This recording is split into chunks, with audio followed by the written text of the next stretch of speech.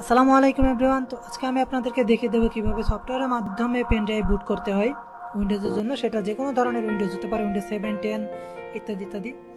তো তার জন্য আমাদের যে সফটওয়্যারটি লাগবে তার নাম হচ্ছে রেফার্স। তো আমি ডাউনলোড করার পরে রেফার্স রয়েছে।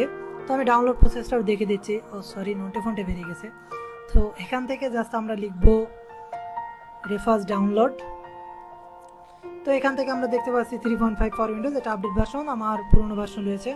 তো এখান থেকে just download latest version click করলে এখানে অটোমেটিক্যালি ডাউনলোড শুরু হয়ে যাবে। তো আমার ডাউনলোড করা রয়েছে, আরেকবারও হচ্ছে।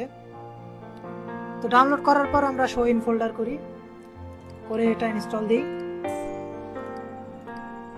সফটওয়্যারটি ইনস্টল দেওয়ার পরে এরকম একটি ইন্টারফেস আসবে। তো এখান থেকে আপনারা পেন ড্রাইভ সিলেক্ট করে দিতে পারেন। যদি একাধিক পেন ড্রাইভ থাকে তো সেই ক্ষেত্রে এখানে আরও পেন ড্রাইভ দেখাবে।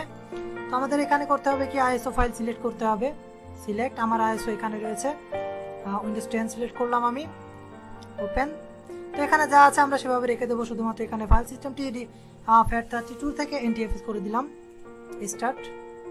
এখানে বলছে যে যদি আমি ওকে করি তাহলে আমার পুরনো যেসব ডাটা রয়েছে সব কিছু ডিলিট হয়ে যাবে আর পেন ড্রাইভটি বুট হবে।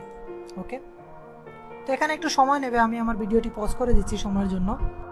তো প্রসেসিং কমপ্লিট হওয়ার পর এরকম একটি ইন্টারফেস আসবে সামনে। তো আমরা এটাকে ক্লোজ করলাম, দেখতে পাচ্ছি রেডি হয়ে গিয়েছে। তো এটাকে ক্লোজ করলাম। এবার পেন ড্রাইভ খুলে আমরা আবার পেন ড্রাইভকে পুনরায় কম্পিউটারে এন্টার করলে আমরা দেখতে পারবো যে কমপ্লিট হয়েছে। এখানে দেখতে পাচ্ছি কিন্তু আসলে আইকনটা চেঞ্জ হয় নাই। তো আইকনটা কেন চেঞ্জ হয় নাই একটু দেখা যাক।